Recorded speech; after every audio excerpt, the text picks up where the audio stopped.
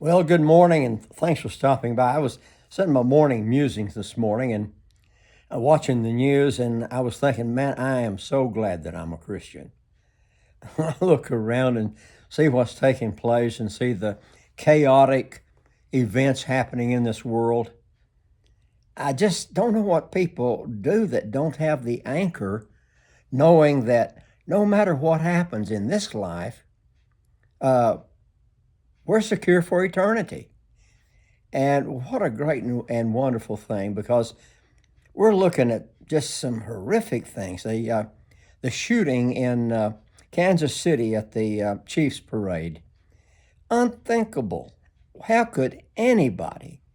And I mean, there's just been mass shootings. We say this every time. But then, why are we here? Why are we experiencing what we're experiencing, and not only in this country, but it's around the world, especially with the invasion of people from other countries, from third world countries, uh, streaming into the U.S. or into Europe and other places, and you can't really blame some of the people for wanting to leave where they were and get into a better place. But folks, you bring in 10 million people, and you've got to wonder, well, why would the government let that happen? And then what's going to be the result of that? And you know that the number one function of a government should be the protection of the people and the country, the infrastructure, the people, and the economy. But it seems like that in the Western world, and uh, I'll just include a lot of the world, Australia, Europe, Canada. Uh, it just seems like these countries are being really targeted by the own government to push us into this globalism that everybody is so excited about. You know, recently the Davos meeting of the World Economic Forum, you had all of the rich, the number, I don't know how many there were, but it was the elite. It was the people with the money. I wouldn't say I couldn't count them in the elite. They think they are, but that's where the money is, and they're pushing the globalism.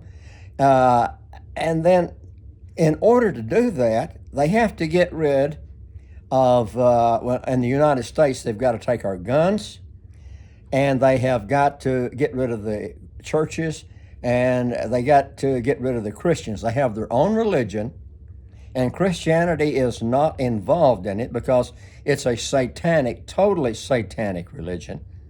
And all of the people coming into the country from China, and all of the military-aged men streaming over from Hamas, and the people that really hate us, we've got some serious things to think about in our nation. And with all of that on the horizon, what's it going to do to our economy? It takes a lot of money. We all know it takes a lot of money to live. We spend tremendously more on everything we buy. Energy, up 25%. Groceries, gasoline, our taxes on our real estate, on our incomes, uh, continually going up. And a government that takes our money and protects the border of foreign countries and refuses to protect ours. Well, you've got to know there's nefarious reason behind it. So, being a Christian and looking at this situation biblically is the only way it makes sense. And let me kind of explain. In the 1800s and the first part of the 20th century, there was people that were talking about the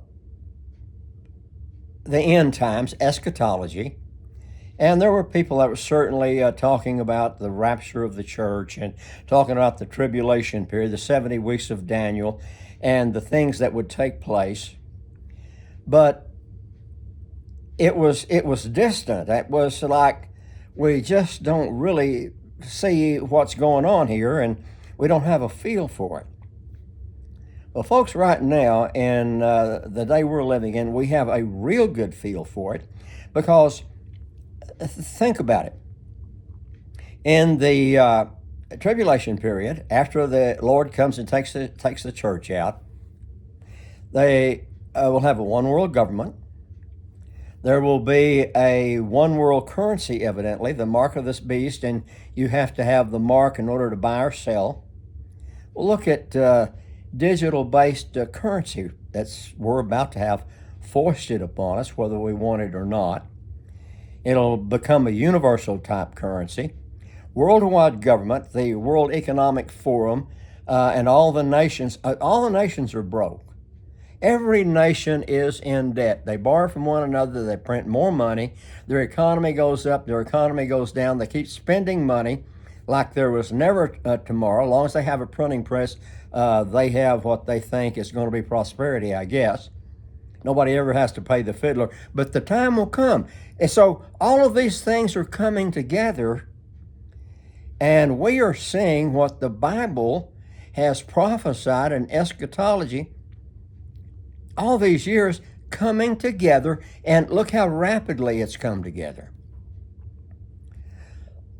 Look at the moral decline in our country, the United States of America.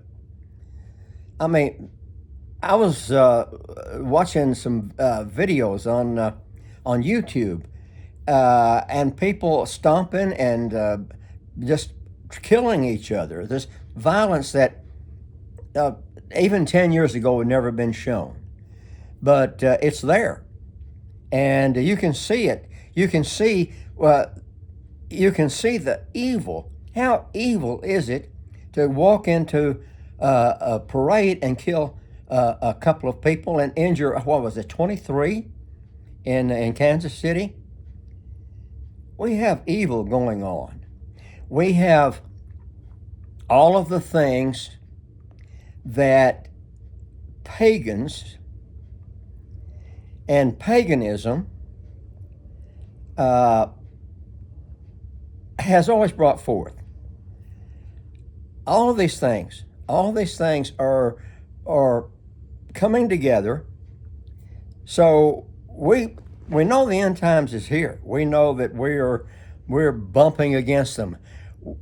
I think maybe before that rapture takes place, there's going to be a cleansing among God's people. Because the main reason that these things happen is when the Christians and the churches get so weak, they won't call it out and speak against it. I know that's a discussion for a whole nother time, because we've all gone there. We have gone out into the world to put together enough money to make a living, to take care of our families, to educate our children, to pay our taxes, and we have neglected, because things have been good. You know, we live in some nice houses, we drive some nice automobiles, and then we sometimes get, well, not sometimes, that brings us most of the time to get slack in our convictions and in our faith.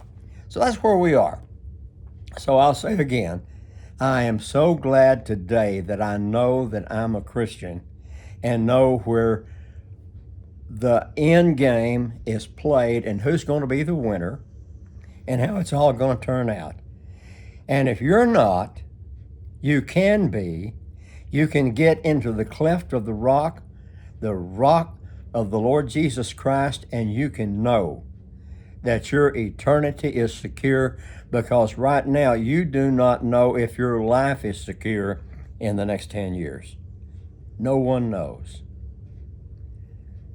Just some thoughts I want to share with you today. And hope you'll have a happy day, knowing that if you're a Christian, hey, it's all right. It's the most positive thing in the world, and it's a real faith builder to see things happen exactly the way God said they would happen in His Word. You have a nice day.